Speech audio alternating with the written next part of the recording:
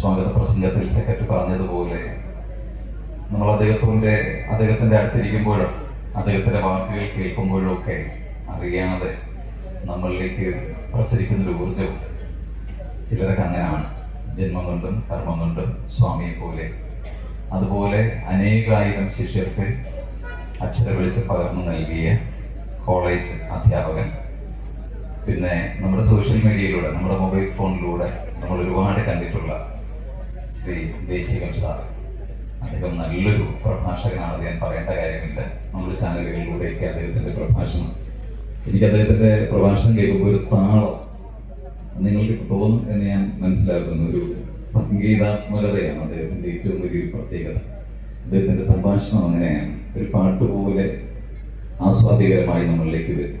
പക്ഷെ ആ പാണ്ഡിത്യമൊക്കെ നമ്മളിലേക്ക് എത്താനുള്ള പ്രയാസമാണ്.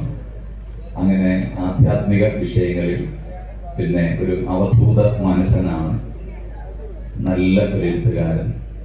ഞാൻ പറഞ്ഞതുപോലെ കേരളത്തിൻ്റെ എല്ലാ മുക്കിലും മൂലയിലും ലോകത്തിൻ്റെ മലയാളികളുള്ള എല്ലാ ഭാഗത്തും ശിഷ്യസമ്പത്ത് കൊണ്ട് അനുഗ്രഹീതനായ കേരളത്തിലെ ഏറ്റവും ഗുരുശ്രേഷ്ഠനായ പ്രൊഫസർ ദേശികം രഘുനാഥൻ സാർ അവരുടെ ഈ വേദിയെ ധന്യമാക്കി ഒരു പ്രഭാഷണം കൊണ്ട് നമ്മളെ അനുഗ്രഹിക്കുന്നതിനായി സാദരം സഭയെ ക്ഷണിക്കുകയാണ്.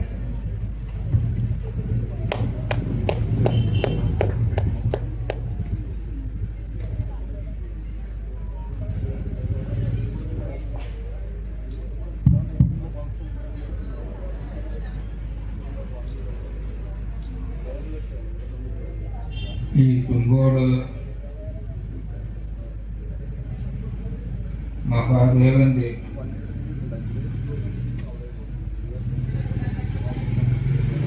സർവകാര്യങ്ങളും നിഷ്കാമമായി വേണ്ടത് വേണ്ടപ്പോൾ ചെയ്ത് സ്വജീവിതം ഈശ്വരന് വേണ്ടി ഉതകി മുന്നോട്ട് കൊണ്ടുപോകുന്ന ഒരു സംഘം നല്ല പ്രവർത്തകർക്ക് സാരഥിയായി നിലകൊണ്ട് ഈ ട്രസ്റ്റിൻ്റെ പ്രസിഡന്റായി പ്രവർത്തിക്കുന്ന ശ്രീ രാധാകൃഷ്ണൻ സാർ, അദ്ദേഹത്തോട് ഒപ്പം തോളോട് തോൾ നിന്ന് പ്രവർത്തിക്കുന്ന സെക്രട്ടറി ശ്രീ ഗോപകുമാർ, ഈ ഉത്സവത്തിൻ്റെ ജനറൽ കൺവീനറായ അനീഷ്, ജോയിന്റ് കൺവീനറായ റിക് ദേവി, മഴയായാലും വെയിലായാലും മറ്റുള്ളവർ വീട്ടിലിരിക്കുമ്പോഴും ഇവിടെ വന്ന് നട തുറന്ന കൈലാസനാഥൻ ഈ പുണ്യഭൂമിയിൽ നിലനിർത്താൻ വേണ്ട താന്ത്രികവും പൂജാപരവുമായ കാര്യങ്ങൾ ചെയ്യുന്ന പുരോഹിതരെ,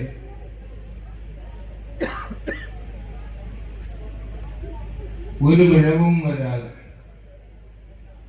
സിനിമയിലെ സംവിധായകനെ പോലെ,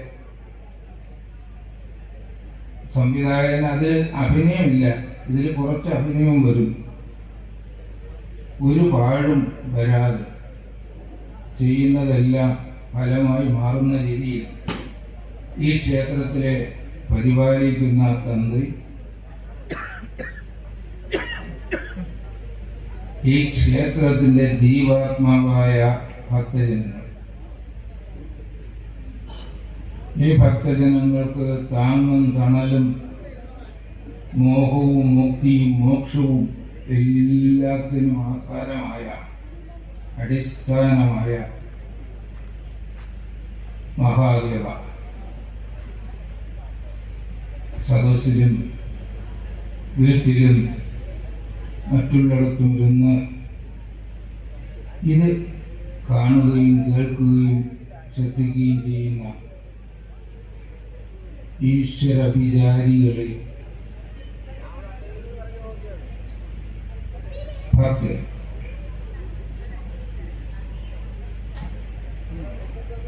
ഈ പുരസ്കാരത്തിലൊരു വാക്ക് ഇത് കിട്ടിയ ഡോക്ടർ ദേവദത്തിന്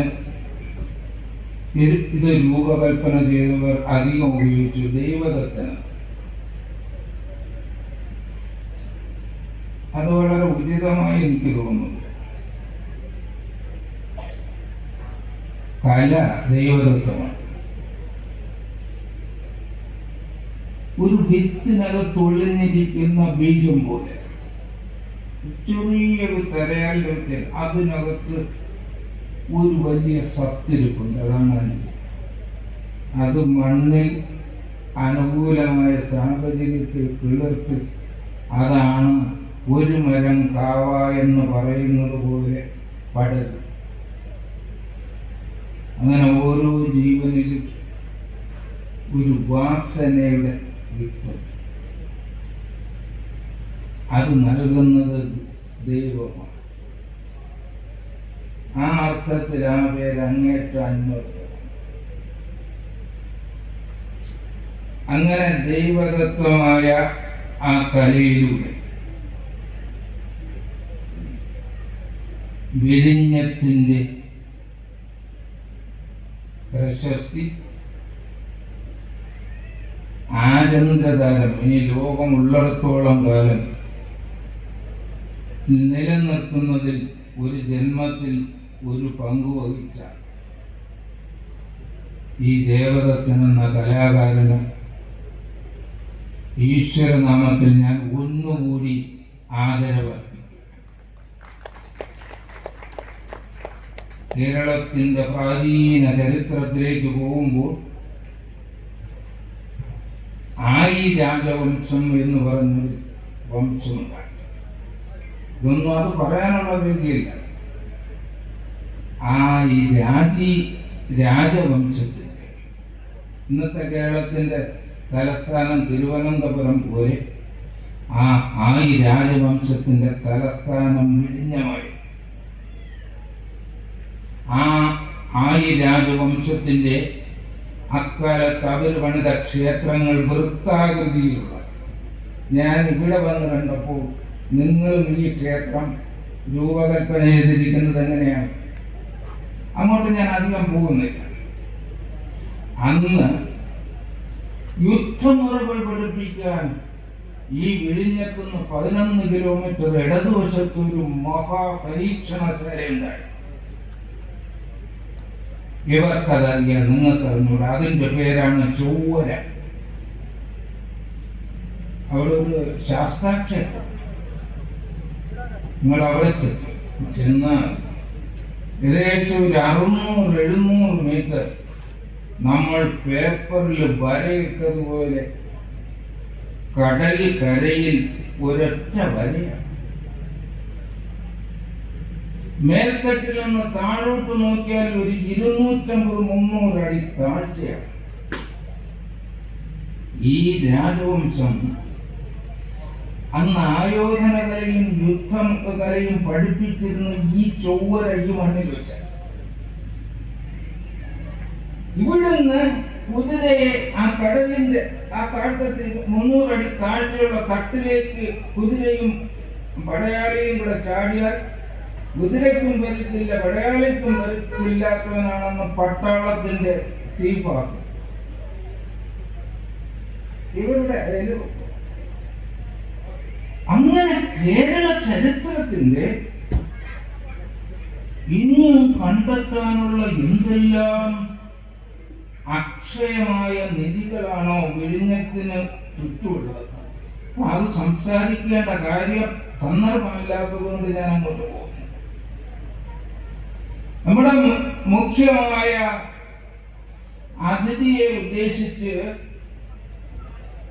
പറഞ്ഞ ഒരാൾ ഒരു പരമഭാഗവതന്റെ ചെറുമകനാണെന്ന്. അപ്പോൾ അതുമായി ബന്ധപ്പെട്ടൊരു സ്വാമിയുടെ പേര് പറഞ്ഞു. ആ സ്വാമിയുടെ പേര് അയ്യാഗുരു എന്നായി. ഈ അയ്യാഗുരുവിൽ നിന്നാണ് ഒരു ഞെട്ടിൽ വിരിഞ്ഞ രണ്ടു പൂക്കളെ പോലെ കുഞ്ഞമ്പിള്ള എന്ന വിദ്യാധിരാജിയും ശ്രീനാരായണ ഗുരു എന്ന് പറയുന്ന മറ്റൊരു യോഗി വരുന്നുമുണ്ട്. ഈ അയ്യാഗുരുവും വിദ്യാധിരാജിയും നാരായണ ഗുരുവും തമ്മിൽ അന്ന് അവർ ഈ പേരിലെത്തിയിട്ടില്ല. കുഞ്ഞനും നാണും അവസാനമായി അയ്യാഗുരുവിനെ കണ്ട് പിരിയുമ്പോൾ അയ്യാഗുരു പറഞ്ഞ വാക്കിതാണ്, നാണു, നീ സമൂഹത്തിൽ ശ്രദ്ധിക്കും. കുഞ്ഞ, നീ നിന്നിലേക്ക് ആഴ്ന്നിറങ്ങിക്കൊണ്ട് അവിടെ നിന്നിറങ്ങിയ നാരായണ ഗുരു പിന്നെ ചെയ്തത് കേരളീയ സമൂഹത്തിന് അത്ഭുതകരമായ രീതിയിൽ മുന്നോട്ട് നയിക്കാനുള്ള പ്രവർത്തനമാണ്. ആത്മീയത ഉണ്ട് എങ്കിൽ വിദ്യാധിരാജ അയ്യാഗുരുവിന്റെ ഒരു വാക്കുപോലും തെറ്റിട്ടില്ല. പാണ്ഡിത്യത്തിന്റെ ഒരു കനിയായിരുന്നു അദ്ദേഹമെങ്കിലും പുറത്തറിയിച്ചില്ല. ഒറ്റ മുണ്ടും എടുത്ത് ഒറ്റ തോർത്തും എടുത്ത് ഒരു ഒന്നാം തര അവധൂതനം ഇങ്ങനെ വിട്ടുകൊണ്ട് പോക്കുവരുത്തായിരുന്നു വിദ്യാധിരാജയുടെ ജീവിതം മൊത്തം. ഒരിടത്ത് പോകും, തിരിച്ചു പോക്കുവരുത്ത്. ഞാനത് ഇങ്ങനെ ഓർമ്മിച്ചു. ഈ അയ്യാഗുരുവിനെ ഈ ബിജുവിന്റെ ഭാഷയിൽ പറഞ്ഞ അതീന്ദ്രിയ ബോധം, ചാനലിന്റെ പേരെടുത്ത് പറഞ്ഞാൽ ഉണ്ടായ ഒരു ക്ഷേത്രമാണ്. ആ ക്ഷേത്രം രാജപാളയത്തിന് ഇപ്പുറം പുളിയൻകുടിക്കപ്പുറം ബിജു എന്റെ കൂടെ വന്നിട്ടുണ്ടെന്നാണ് എനിക്ക് തോന്നുന്നത്. ശ്രീവില്ലിപുത്തൂർ ഇതൊക്കെ ഇദ്ദേഹത്തിന് നല്ല.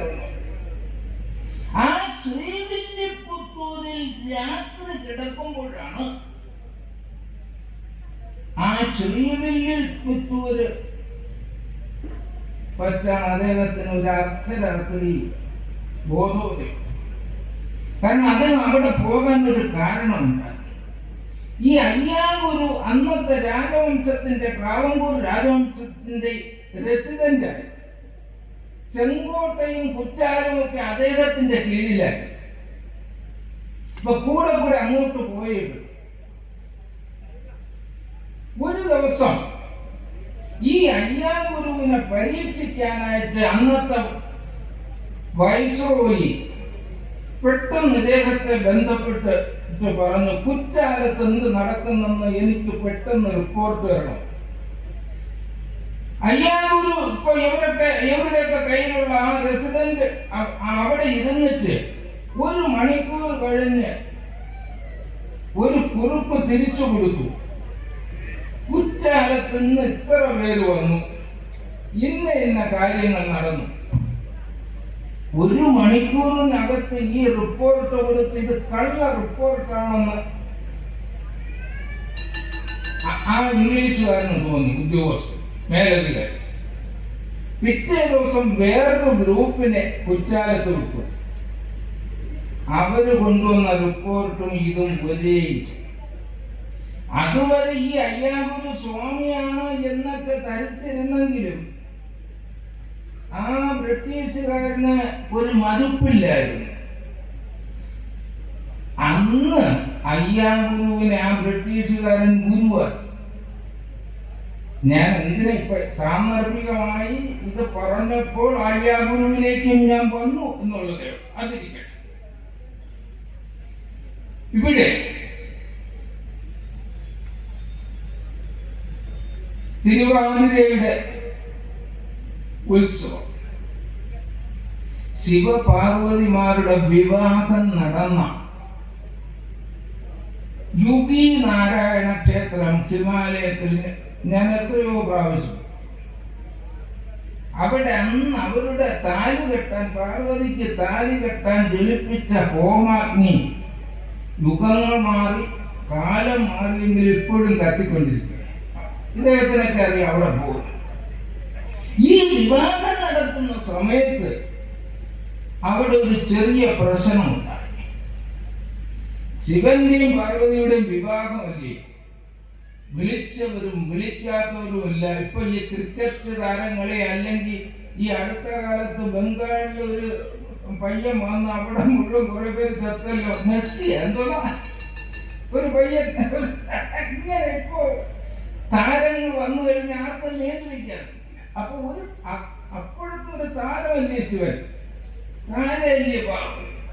ഈ കല്യാണത്തിന് വിളിച്ചവരും വിളിക്കാത്തവരുമായി ഹിമാലയത്തിന്റെ അവിടെ യുഗീനാരായണ ക്ഷേത്രത്തിൽ എത്തിയപ്പോൾ ഹിമാലയം കൊണ്ട് താഴാൻ തുടങ്ങി.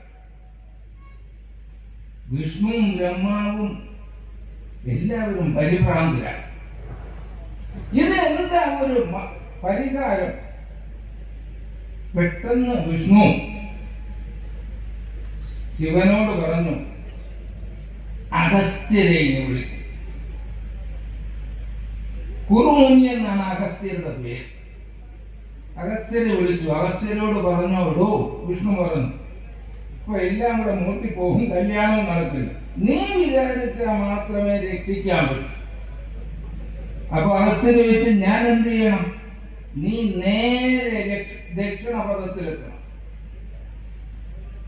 അവിടെ നീ ഇന്ന സ്ഥലത്ത് താമ്രവർണിയുടെ ആ താമ്രവർണി ആറ്റിൽ ഇന്ന സ്ഥലത്ത് നീ നിൽക്കണം. അപ്പോ അഗസ്ത്യര് പറഞ്ഞു, ഞാൻ പോകാം. എന്റെ അമ്മയുടെയും അച്ഛന്റെയും കാളിദാസൻ പറഞ്ഞിട്ടുണ്ട്, വന്ദേഹം ജഗതപിതരവും. ഞാനിതാ ജഗത്തിന്റെ അമ്മയെയും അച്ഛനെയും ഞാൻ വന്ദിക്കുകയാണ്. ആരാണ് ജഗത്തിന്റെ അമ്മയും അച്ഛനും? ശിവപാർവതിമാണ് എന്ന് പറഞ്ഞതുപോലെ അഗസ്ത്യര് പറഞ്ഞു, ഞാൻ ഈ ജഗതപിതരവിന്റെ ഇവരുടെ കല്യാണം നടത്തിത്തരാം, എന്റെ സേവ. പക്ഷെ എനിക്ക് ഒരു കാര്യം നിർബന്ധമുണ്ട്. എനിക്ക് ഈ കല്യാണം ഞാൻ എവിടെ നിന്നാലും ഇവിടെ നടക്കുമ്പോൾ അവിടെയും കാണണം. ശരി, അത് ഞങ്ങളേക്ക് നീ അവിടെ കാണുമ്പോ പോന്ന് വിഷ്ണു പറഞ്ഞു. സ്കൂള് വിട്ടല്ല, ആകാശം പോലും വിട്ട് മറ്റൊരു ആകാശത്തിലെത്താനുള്ള ശേഷിയുള്ള ആളാണ് അഗസ്ത്യർ. അഗസ്ത്യർ പെട്ടെന്ന് ഈ പറഞ്ഞ താമ്രവർണി നദിയുടെ അവിടെ അവിടെ നിന്നു. അഗസ്ത്യർ അവിടെ ഒരു ചവിട്ട് ചവിട്ടി പാറപ്പുറത്തുന്നു. അപ്പൊ എവിടെ ബാലൻസ് വന്നു? ഹിമാലയം താണുകൊണ്ടിരുന്നത് നിന്നു. അങ്ങനെ അവിടെ വിവാഹം നടക്കുന്നു. ഇവിടെ അഗസ്ത്യർ ഇവിടെ നിന്ന് കാണുന്നു. ഒരു പക്ഷേ ലോക ചരിത്രത്തിലെ ആദ്യത്തെ ദൂരദർശനമാണിത്. അങ്ങ് അകലെ നടക്കുന്ന ഒരു കാര്യം അഗസ്ത്യർ എവിടെ നിന്നും അവിടെ നിന്ന് കാണുന്ന ലോക ചരിത്രത്തിലെ ആദ്യത്തെ ഒരു ദൂരദർശന പരിപാടി. അപ്പോൾ ഇതാണ് അതിന്റെ കാര്യം. ഇവിടെ നമശിവായ നമ്മളെല്ലാം ശിവനെ ജപിക്കും. ശിവന്റെ ഉൽപ്പത്തിയെ കുറിച്ച് 2-3 കാര്യങ്ങൾ.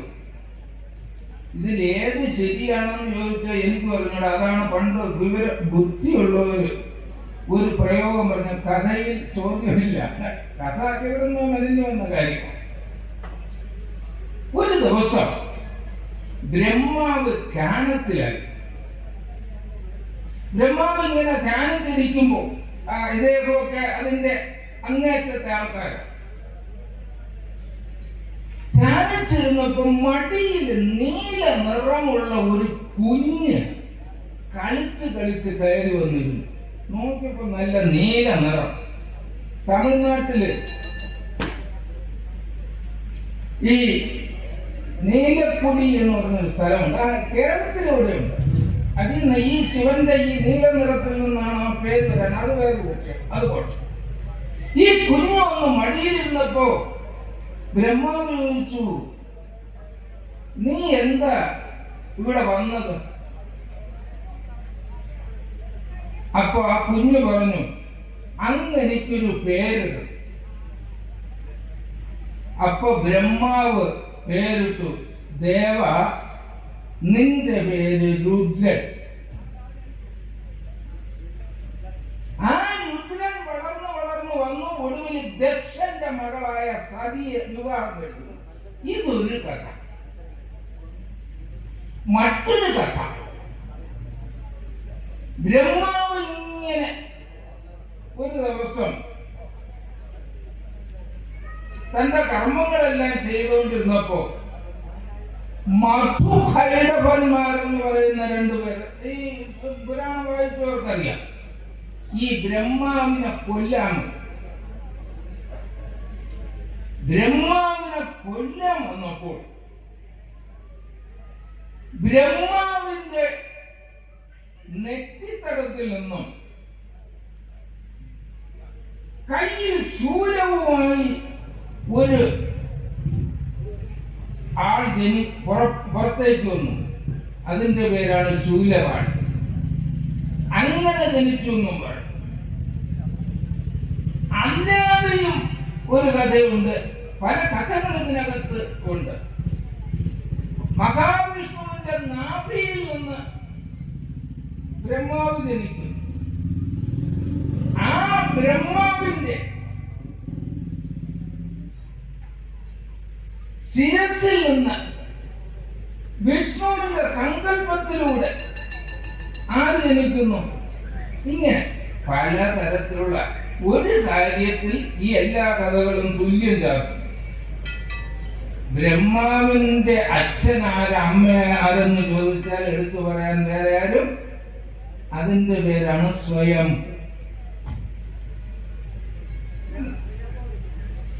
ആ ഭാരതീയ ആത്മീയതയുടെ ചരിത്രം ഒന്നെടുത്താൽ ഭാരതത്തിന്റെ പഴയ കാലത്തെ ജ്ഞാനികൾ 3 കാര്യം 3 പേർ കാഴ്ചകൊടുത്തു. അതാണ് ത്രിമൂർത്തികൾ. സൃഷ്ടി, പരിപാലനം, അതെല്ലാം. സൃഷ്ടി ബ്രഹ്മാവിന്, സ്ഥിതി വിഷ്ണുവിന്, ലയം ആർക്കും. ഇതിങ്ങനെ കുറെ പോകും. നൂറ്റാണ്ടുകളും യുഗങ്ങളും ഒക്കെ കഴിഞ്ഞ് ഒരു മന്വന്തരത്തിന്റെ ലാസ്റ്റാണ്. ആ മന്വന്തരത്തിന്റെ ലാസ്റ്റിൽ മഹാപ്രളയം വരുമ്പോ ഈ വിഷ്ണുവും ഈ ബ്രഹ്മാവും ഈ ശിവനും അതിലങ്ങ് ലയിക്കും. പുതിയ മന്വന്തരം വരും. അപ്പോ ഇവർ അതുപോലെ തന്നെ വീണ്ടും ഉയർത്തെഴുന്നേൽക്കും. ഇതാണ് ഭാരതീയ ഈ ത്രിമൂർത്തി സങ്കല്പത്തിന്റെ വേരെന്ന്. ഈ ശിവനെ സംബന്ധിച്ചിടത്തോളം ശിവനെ സങ്കല്പിക്കുമ്പോൾ ശിവന് പലതരത്തിലുള്ള കാര്യങ്ങളുണ്ട്. അതിലൊന്നാണ് ശിവന്, നിങ്ങൾ എല്ലാവരും ധരിച്ചിരിക്കുന്നത് ശിവന് ഒറ്റ ഭാര്യയെന്നാണ്. യഥാർത്ഥത്തിൽ ഭാരതീയ ആത്മീയതയിൽ ശിവന് 2 ഭാര്യ. അതിൽ ഒരു ഭാര്യ എപ്പോഴും കൂടെ കൊണ്ടു നടക്കുന്ന പാർവതിയും മറ്റൊരു ഭാര്യ എപ്പോഴും ഒഴുകി നടക്കുന്ന ഗംഗയുമാണ്. ഒന്നിനെ തലയിലും ഒന്നിനെ മനസ്സിലായി. പിന്നെ ചന്ദ്രകല, ഇങ്ങനെ ജട, മറ്റു പല കാര്യങ്ങളുണ്ട്. ഇതില് ശിവ സങ്കല്പം എന്ന് പറയുന്നത് ഭാരതീയ ആത്മീയതയുടെ ശിവൻ പരമാത്മാവിന്റെ ഭാരതീയ സങ്കല്പം. പുരുഷനാണ്, പരമ്പൊരുളിന്റെ. പാർവതി അല്ലെങ്കിൽ സതി എന്ന് പറയുന്നതാകട്ടെ പ്രകൃതിയുടെ. അതുകൊണ്ടാണ് ആത്മീയതയിൽ പരമാത്മാവിന്റെ വസ്ത്രമാണ് പ്രകൃതി എന്ന് പറയും. നിങ്ങൾ അന്വേഷിക്കുന്ന ദൈവത്തിനെ നിങ്ങൾക്ക് ഈ വസ്ത്രത്തിലൂടെ മാത്രമേ കാണാൻ, ഈ പ്രകൃതിയിലൂടെ മാത്രമേ കണ്ടെത്താൻ കഴിയൂ. അപ്പൊ പാർവതി എന്ന് പറയുന്നത്, അല്ലെങ്കിൽ സതി എന്ന് പറയുന്നത്, അല്ലെങ്കിൽ ഇവിടെ ഭുവനേശ്വരി എന്ന് പറയുന്നുണ്ട്, ഇതെല്ലാം പ്രകൃതിയും ശിവൻ എന്ന് പറയുന്ന പരമതത്വം അഥവാ ശിവൻ പരമാത്മാവാണെങ്കിൽ പാർവതി ആ പരമാത്മാവിൽ നിന്ന് തന്നെ ഉൽപ്പന്നമായ ജീവാത്മാവ്. ഒരു കത്തിക്കൊണ്ടിരിക്കുന്ന നല്ല വിറകെടുത്ത് ഒരിടത്ത് ഒരു തട്ട് കൊടുത്താൽ ചിലപ്പോ തട്ടാതെയും കുറെ നേരം കത്തിയ വിറവ് കൊണ്ട് തീ കത്തിക്കുന്നവർക്കറിയാം, ഈ കനല് പൊട്ടിത്തെറിക്കും, രണ്ടു മൂന്ന് കഷ്ണമാവും. തട്ടിയാൽ അതിൽ നിന്ന് ഈ തീക്കട്ടകൾ പലതും പുറത്തോട്ട് ചാടുന്നത് പോലെ ഈ പരമാത്മാവിൽ നിന്ന് തീക്കട്ടയിൽ നിന്ന് സ്ഫുലിംഗങ്ങൾ ചെറിയ കണങ്ങൾ പുറത്തോട്ട് പോകുന്നു. അതുപോലെ ഉള്ളതാണ് ഞാനും നിങ്ങളും പുൽച്ചെടിയും. ഇതല്ല ജീവാത്മാവ് യഥാർത്ഥത്തിൽ ഏത് തന്നെയാണ്? പരമാത്മാവ് തന്നെയാണ്, തത്വമസി. രാമകൃഷ്ണ പരമഹംസരെ ഒരു അന്നത്തെ കാലത്തെ ഒരു ശാസ്ത്രബോധവും യുക്തിബോധവും ഉള്ള ഒരു പയ്യൻ ചെന്നിട്ട് പറഞ്ഞു, എനിക്ക് ദൈവത്തിനെ കാണിച്ചു തരാമോ? ദൈവം ഉണ്ടോ? അപ്പൊ പറഞ്ഞ് കാണിച്ചു തരാം. ആ മഹാഗുരു രാമകൃഷ്ണ പരമഹംസർ ആ പയ്യന്റെ ദേഹത്തെ ഒന്ന് തൊട്ടപ്പോ സ്ഥലകാല ബോധം മാത്രമല്ല പ്രജ്ഞയും നഷ്ടപ്പെട്ടു. ആ പയ്യൻ കരഞ്ഞിട്ട് ആദ്യം വിളിച്ചു പറഞ്ഞത് ഇതാണ്, എനിക്ക് എന്റെ അമ്മയുടെ അടുത്തേക്ക്, എനിക്ക് ഞാൻ വന്നിടത്തേക്ക് തിരിച്ചു പോകണം. ആ പയ്യന്റെ പേരാണ് പിന്നീട് ലോകം മുഴുവൻ അറിയപ്പെട്ട സ്വാമി വിവേകാനന്ദൻ.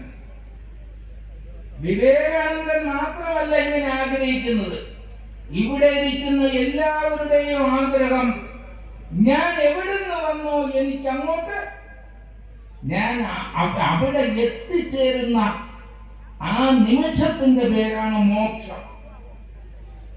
അപ്പൊ ജീവാത്മാവ് എപ്പോഴും പരമാത്മാവിലേക്ക്, ഞാൻ ഇവിടെ നിന്നാലും ഇദ്ദേഹം ഇവിടെ നിന്നാലും നമ്മൾ ആരെവിടെ നിന്നാലും നമ്മുടെ ഉള്ളിന്റെ ഉള്ളിലെല്ലാം എനിക്ക് എന്റെ വീട്ടിലെത്തിച്ചേരണം. ഒരു ജീവാത്മാവിന്റെ യഥാർത്ഥ കുടുംബ വീട് ഏതാണ്? പരമാത്മാ. ഈ ക്ഷേത്രങ്ങളും ഈ ആശ്രമങ്ങളും ഈ ഇദ്ദേഹം ഗുരുവായ ഇദ്ദേഹം ചെയ്യുന്നത് പോലെ യോഗവിദ്യയുടെ ഏറ്റവും പരമാചാര്യനായ പതഞ്ജലി ജപിക്കുവാനിരുന്ന ഒരു മന്ത്രമുണ്ട്, ഓം നമ ശാന്തായ തേജസ്. വേണം അത് ചെയ്തു ഇത് ചെയ്തു, പണമായി മക്കളായി എല്ലാമായി പദവിയായി, എങ്കിലും ഇല്ലാത്ത കിട്ടാൻ ബുദ്ധിമുട്ട ഉള്ള ഒരു സാധനമുണ്ട്. അതിന്റെ പേരാണ് ശാന്തി. ഇത് നേരത്തെ അറിഞ്ഞ പതഞ്ജലി മാത്രം മറ്റ് ജപമല്ല നടത്തിയത്. അദ്ദേഹം പതിവായി നടത്തിയിരുന്ന ജപം എന്താണ്? ഓം നമ ശാന്തായ തേജസ്. ആ എനിക്ക് ആ ശാന്തി കിട്ടണം, ബാക്കിയെല്ലാം ഞാൻ അറ്റൻഡ് ചെയ്തോളാം. പക്ഷെ എനിക്ക് ശാന്തി കിട്ടണമെങ്കിൽ ഞാൻ മാത്രം വിചാരിച്ചാൽ പോരാ, ആ പരമാത്മാവിന്റെ സഹായം പതഞ്ജലി പറഞ്ഞതുപോലെ ഞാനും നിങ്ങളും എന്തെല്ലാം കിട്ടിയാലും നമുക്ക് അകലെയായിട്ട് നമ്മളെ കളിപ്പിച്ചുകൊണ്ട് മുന്നോട്ട് പോകുന്ന ഒന്നുണ്ട്, സമാധാനമില്ലായ്മ. ഈ സമാധാനം കിട്ടുന്നതിനാണ് നമ്മൾ ക്ഷേത്രങ്ങളിൽ വരുന്നത്, ക്ഷേത്രങ്ങൾ രൂപകൽപ്പന ചെയ്യുന്നത്, അത് നശിക്കാതെ നിലനിർത്തുന്നത്. എന്റെ സഹോദരങ്ങളെ, 8 മണിക്ക് ഇപ്പൊ വർക്കല റെയിൽവേ സ്റ്റേഷനിൽ എന്റെ ശിഷ്യനും കൂടെ ആയ ബിജു പത്മനാഭന് പോകാനുണ്ട്. ഞാൻ നീട്ടിപ്പിടിച്ചാൽ അതിന്റെ പേര് അങ്ങേറ്റ അഹങ്കാരമെന്നോ മോശമെന്നോ പറയും. അതുകൊണ്ട് ഞാൻ നീട്ടുന്നില്ല. അങ്ങനെ ഒരു സന്ദർഭം വരുമ്പോൾ നമുക്ക് ഏത് വിഷയത്തെ കുറിച്ചും പറയാം. ഞാൻ ഒന്ന് മാത്രം പറയാം, ഇത് സാംസ്കാരിക സമ്മേളനമല്ലേ. ഒരാൾ ഒരു പൊതി ചോറ് ഇവിടെ വച്ചു, നിങ്ങൾ തന്നെ ഒരു പൊതി ചോറ് ഇവിടെ വച്ചാൽ വേറൊരാൾ വന്ന് അത് എടുത്തുകൊണ്ട് അങ്ങ് ഓടൂല. പക്ഷെ ഒരു പൊതി ചോറ് ഇവിടെ ഇരുന്നു, ഇപ്പൊ ഇവിടെ ഒരു പട്ടി വരികയാണെങ്കിലോ അതാര് വെച്ച ചോറൊന്നും നോക്കൂല, അത് കടിച്ചെടുത്തുകൊണ്ട് പോകും. ഇതാണ് സംസ്കാരം.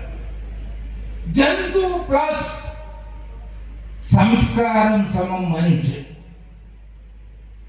ജന്തുവിന്റെ കൂടെ സംസ്കാരം ചേർന്നാൽ അവന്റെ പേരാണെന്ന്. മനുഷ്യൻ മൈനസ് സംസ്കാരം സമം മൃഗം. ഒരു കാലത്ത് ഉടുക്ക തുണിയില്ലായിരിക്കാം, ഭരിച്ചത് രാജാക്കന്മാരായിരിക്കാം, ഉണ്ടായിരുന്നത് പ്രഭുക്കന്മാരായിരിക്കാം, അവിടുത്തെ സമൂഹം ഉച്ചനീചത്വമെന്ന് ഘോഷിക്കുന്നതും തന്നെയായിരിക്കാം. പക്ഷേ അവർ ഈശ്വരനു വേണ്ടി പലതും ചെയ്തു. ക്ഷേത്രങ്ങൾ, ആശ്രമങ്ങൾ, വീഥികൾ, അഗ്രഹാരങ്ങൾ പലതും ചെയ്തു. ഒരു ജന്മം മുഴുവനും നമ്മൾ നടന്നല്ല, ഓടിയല്ല, വന്ദേ ഭാരതിൽ പോയാൽ പോലും കണ്ടു തീർക്കാൻ പറ്റാത്ത തരത്തിലുള്ള സംഭാവനയാണ് നമ്മുടെ പൂർവികർ നമുക്കായിട്ട് ഇവിടെ വരുന്നത്. അവര് പട്ടിണി കിടന്നാൽ പോലും, പട്ടിണി കിടന്നിട്ട് പോലും ഒരു ജന്മം കൊണ്ടാണ് ഈ കാര്യങ്ങൾ അവർ തയ്യാറാക്കിയെടുത്തത്. ഗ്രന്ഥങ്ങൾ ഉണ്ടായതും അങ്ങനെ തന്നെ. കാനനവാസികളായിരുന്ന് ആഹാരം പോലില്ലാതെ കാട്ടുകിഴങ്ങും കാട്ടാറില്ല വെള്ളവും കുടിച്ച് കഴിഞ്ഞ മുനിമാരാണ് ഇത്. അത്രയും ഭംഗിയായി മാറി മാറി മാറി വരുന്ന തലമുറകൾക്കെല്ലാം ഉതകണമെന്ന് വിചാരിച്ച അന്ന് ഉള്ള ബുദ്ധിയും സിദ്ധിയുമെല്ലാം ഈശ്വരപരമായ കാര്യത്തിലേക്ക് മുടക്കുകയും ഇത് നിത്യവും നിലനിൽക്കണമെന്നും ചിന്തിച്ച നമ്മുടെ പൂർവികർ സംസ്കാര സമ്പന്നരാണ്. ഇന്ന് അത്തരം ക്ഷേത്രങ്ങളിൽ ഉപ്പുചിരട്ടവരം മോഷ്ടിക്കാൻ നടക്കുന്ന പുതിയ തലമുറ, ഇതിലെ ആർക്കാണ് സംസ്കാരം? സംസ്കാരത്തിൽ നമ്മൾ മുന്നോട്ടാണോ പിന്നോട്ടാണ്? പട്ടിണിയുടെയും പരിവട്ടത്തിന്റെയും നടുവിൽ പോലും ഭഗവാന് വേണ്ടി ജീവിതം ഉരിഞ്ഞു വെച്ച അതിന്റെ പേരാണോ സംസ്കാരം? പദവികളുടെ അങ്ങേ തലയിൽ തന്നിട്ടും അത്യാഗ്രഹത്തിന്റെ കൊടുമുടിയിൽ നിന്നുകൊണ്ട് ഭഗവാന്റെ ഉപ്പുചിരട്ട വരെ എടുത്തു മാറ്റാൻ പൃഷ്ഠത്തിൽ അരക്ക് ചേർത്ത് കാണിക്കേണ്ട എണ്ണുന്ന ദേവസ്വം ഭഗവാനെ പോറ്റാൻ നിയോഗിക്കപ്പെട്ട ആൾക്കാർ ജീവിക്കുന്ന ഈ കാലഘട്ടമാണോ സാംസ്കാരികമായി? എനിക്കറിഞ്ഞൂടെ, നിങ്ങളെ തീരുമാനം. നമ്മൾ പറയുന്നത് എത്രയോ നൂറ്റാണ്ട്, 21ഓ 22ഓ നൂറ്റാണ്ടെന്നൊക്കെ പറയുന്നു. അത്രയും സംഭാവന ചെയ്തവരെല്ലാം കാട്ടുയുഗത്തിൽ കഴിഞ്ഞവരാണ്. അവർക്ക് മൊബൈൽ ഇല്ലായിരുന്നു, അവർക്ക് കമ്പ്യൂട്ടർ ഇല്ലായിരുന്നു, അന്നൊന്നും അവർക്ക് കലപ്പ പോലും ഇല്ല. ആദ്യത്തെ കാലത്ത് കലപ്പയിൽ നിന്ന് കമ്പ്യൂട്ടറിലേക്ക് എത്തിയ കാലം. പക്ഷെ അന്ന് അവർക്ക് അതുപോലുമില്ല. പക്ഷെ അന്ന് അങ്ങനെ ജീവിച്ചവരിലാണോ സംസ്കാരമുള്ളത്? ഇന്ന് ഇതെല്ലാം കിട്ടിയിട്ടും മലയാളത്തിൽ ഒരു കൊച്ചു ചൊല്ലുണ്ട്, അമ്മയും പെങ്ങളെയും തിരിച്ചറിയാത്ത ജീവിതം. അങ്ങനെ ദേവനുള്ളതാണോ മറ്റാർക്കെങ്കിലും ഉള്ളതാണോ, ഞാനിത് ചെയ്യാമോ എന്നാലോചിക്കാത്ത, പട്ടിയുടെ വാലിന്റെ അറ്റത്ത് പടക്കം കെട്ടിയിടുന്നത് പോലെ യവന്മാരുടെ വാലിന്റെ അറ്റത്ത് ഡോക്ടറേറ്റ് എന്നോ 9 MA എന്നോ 10 MSc എന്നോ, ആ എമ്മിന്റെ ആദ്യശേഷം മോഷണം സയന്റിഫിക്കലി എന്നിങ്ങനെ ചേർക്കേണ്ടി വരുന്ന ഒരു സാംസ്കാരികമായ പുരോഗതിയുടെ വക്കിലൂടെയാണ് നമ്മൾ. അതിനൊക്കെ ഒരു പരിധി വരെ ഒരു നിയന്ത്രണം കൊണ്ടുവരാൻ നിങ്ങൾ ഈശ്വര സന്നിധികളിലൂടെ മാത്രമേ, ഇവിടെ മഹിളാ വേദി ഉണ്ടെന്ന് പ്രസിഡന്റ് പറഞ്ഞപ്പോൾ എനിക്ക് മനസ്സിലായി. ചോരതുടിക്കും ചെറു കയ്യുകളെ പേരുകവർന്ന ഈ പന്തങ്ങൾ. നമ്മളൊക്കെ വയസ്സായി, ഇനി എത്ര വെള്ളിയാഴ്ച. പണ്ടത്തെ കാലത്താണെങ്കിൽ 60 വയസ്സ് കഴിഞ്ഞ നാട്ടും പുറത്തൊരു ഏർപ്പാടുണ്ടാകുന്നതിനെ കേട്ടിട്ട് കലമ്പച്ചിട്ട്. അന്ന് ഈ കലമ്പയാണല്ലോ ചത്ത കഴിഞ്ഞാൽ കൊണ്ടിട്ട് തേങ്ങ തൊലിക്കുന്നത്. അപ്പൊ ചില പാപങ്ങളിൽ കലമ്പച്ചിട്ട് കിട്ടും. ചില ആൾക്കാർ വലിയ തേങ്ങ കച്ചവടമൊക്കെ ഉള്ളവർ അവിടെ ഒരു 4-5 ആയിട്ട് കൊണ്ട് കൊടുക്കും. അമ്മാവ ഞാൻ ചാകുമ്പോൾ ഒരു 250 കലമ്പ ഇങ്ങനെ കൊടുത്തേക്കണേ. ഇത് ഒരു കാലത്ത് ഉണ്ടായിരുന്നതാണ്, അതിരിക്കും. അപ്പോ നമ്മൾ വയസ്സായ ആളുകൾ, പ്രായം ചെന്നവർ കലമ്പ ചെട്ടിയോ അല്ലെങ്കിൽ ഏത് രീതിയിലായാലും നമ്മൾ മൺമറയാൻ പോകും. ഇനി ഇതുപോലുള്ള സ്ഥാപനങ്ങൾ നിലനിർത്തണമെങ്കിൽ പുതിയ തലമുറയ്ക്ക് ഇതിൽ താല്പര്യം വേണം. അതുകൊണ്ട് ഞാൻ രാധാകൃഷ്ണ സാറിനോട് ഇതിന്റെ പ്രവർത്തകരോടും പറയുന്നു, ഇവിടെ ഒരു ബാലവേദി, ഒരു ബാലസമാജം കൂടെ രൂപീകരിക്കണം. ആ കുട്ടികളിൽ ഈശ്വര ബോധം ഉണ്ടാക്കുകയും അതിൽ താല്പര്യം ഉണ്ടാക്കുകയും അവരും കൂടി രംഗത്ത് വരുമ്പോൾ നമുക്ക് പേടിക്കാനില്ല. മാറി മാറി വരുന്ന എല്ലാ തലമുറകളും ഇതിനെ മുന്നോട്ട് കൊണ്ടുപോകും. അങ്ങനെ ഇത് ഈ നാടിന്റെ മാത്രമല്ല, ഈ സംസ്ഥാനത്തിന്റെയും അതിലുപരി വേണ്ടി വന്നാൽ ഈ ലോകത്തിനും ഒരു അഭിമാനമായി ഈ തുമ്പോട് മഹാദേവ ക്ഷേത്രം മാറട്ടെ എന്ന് പറഞ്ഞുകൊണ്ട് ബിജു പത്മനാഭന് ട്രെയിന് കിട്ടണേ എന്ന് പ്രാർത്ഥിച്ചും കൊണ്ട് ഞാൻ എൻ്റെ വാക്കുകൾ നിർത്തുന്നു. നന്ദി, നമസ്കാരം.